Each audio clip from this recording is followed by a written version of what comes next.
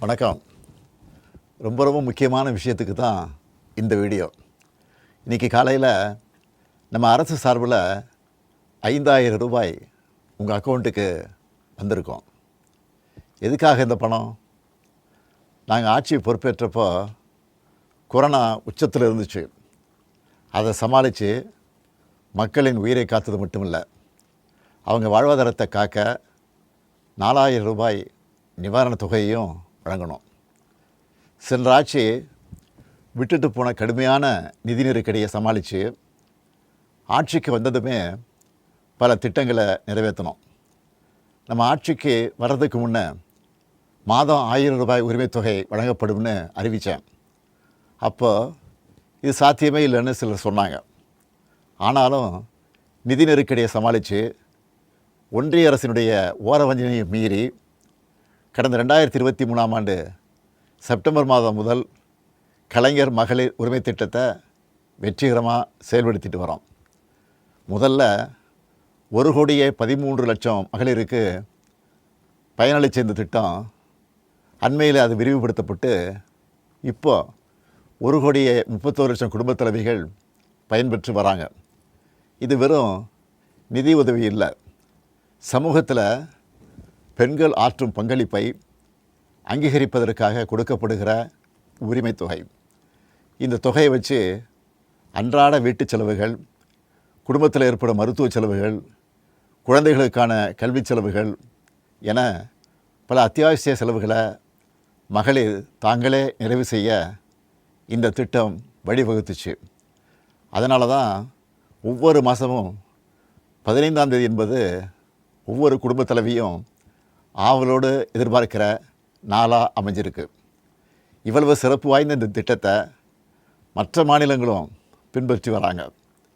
இந்த உரிமை தொகையை மேம்படுத்தணும்னு நாம் செயல்பட்டு வந்தால் அதுக்கு எதிராக டெல்லியில் இருக்கக்கூடிய ஒரு கூட்டமும், தமிழ்நாட்டில் அவங்களுக்கு அடிமையாக இருக்கக்கூடிய இன்னொரு கூட்டமும் எதிர்வரும் சட்டமன்ற தேர்தலை காரணம் காட்டி அடுத்த 3 மாதத்துக்கு இந்த மகளிர் உரிமை தொகையை நிறுத்த சூழ்ச்சி செய்கிறதா தகவல் வருது.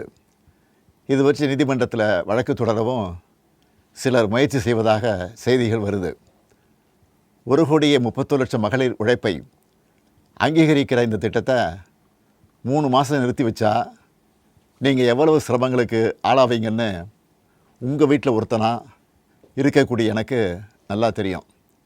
கடும் வெயிலில் வேலைக்கு போக கஷ்டமான கோடை காலத்தில் இந்த தொகை நிறுத்தப்பட்டால் உங்களுக்கு எவ்வளவு வலி ஏற்படும்னு என்னால் உணர முடியுது. உங்கள் மாதாந்திர செலவை எப்படி சமாளிப்பீங்க? உங்கள் குடும்பத்தில் நோய்வாய்ப்பட்டவங்களுக்கு மாத்திரை வாங்கி கொடுக்க முடியுமா?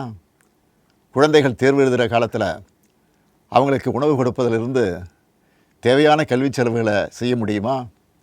இந்த கஷ்டத்தையெல்லாம் நினச்சி பார்த்து தான் ஒரு முக்கியமான முடிவை எடுத்திருக்கிறேன்.